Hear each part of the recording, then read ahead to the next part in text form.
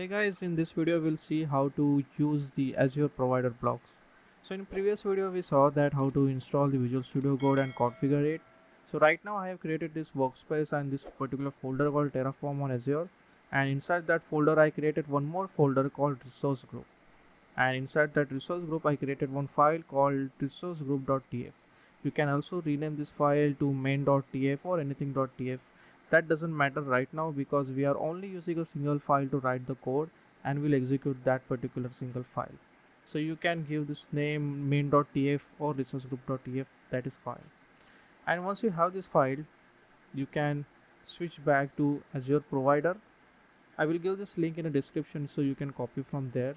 So here you will get an option or a button called use provider, and when you click on that it will give you a bunch of code, and this code is actually supported for Terraform version 13 and above. So right now we are using Terraform version 1.0.0, so we can use this particular code. Okay, so let me copy this and go back to our Visual Studio Code and paste it over here.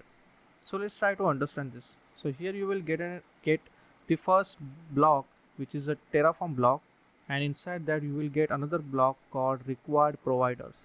So in this required provider you have to specify your particular provider. So if you are using AWS, you have to provide their AWS provider. Right now we are using Azure RM provider, so we have used this Azure RM provider block. And you have to make sure that the provider name Azure RM which you are using over here, it should match to your Azure RM name. So that naming standard does matter. You cannot write any name over here, that will not work. So here you can see it's giving two options, that is a resource and a version. So resource, you have to provide that HashiCorp Azure RM, so it will download that particular resource provider from HashiCorp API, and this is the version.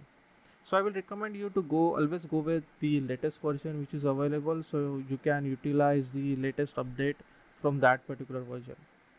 And in case you have some code which is written in the previous version, then in that case you have to use latest version. But before executing that code in a production, make sure that you run that code in your test environment or a dev environment, and you just validate everything is going fine.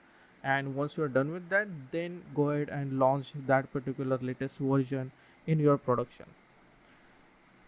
You will get the next block, that is nothing but provider block, and here you will get also the name of the provider, that is Azure RM, and inside that you can actually use some kind of configuration.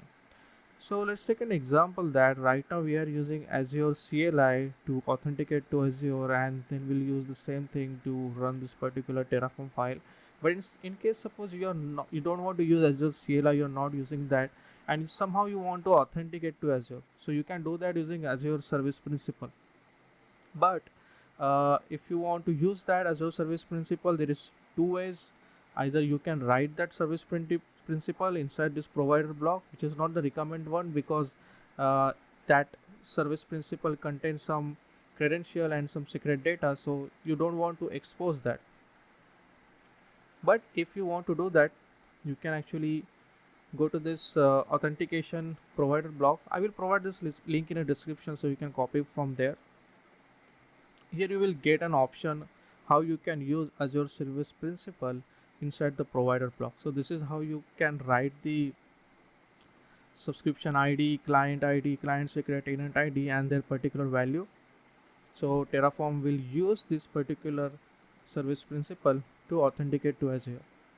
And this is not the recommended one. And I think you should use, if you really want to use service principal, then use something using this way. So you can use environment variable, you can store your service principal in an environment variable, and later you can export that in your Terraform configuration, and then you can authenticate and start with the deployment. So this is how you can use provider block. So we are not going to write anything right now over here because we are doing authentication using Azure CLI, so we'll keep this as it is. So this is the main two blocks which is required in your main.tf file, which is nothing but our resource group.tf file over here, where you have to write your Terraform block and the provider block. So in next video we'll see how we can write the resource block for resource group, and how we can go with the deployment step by step.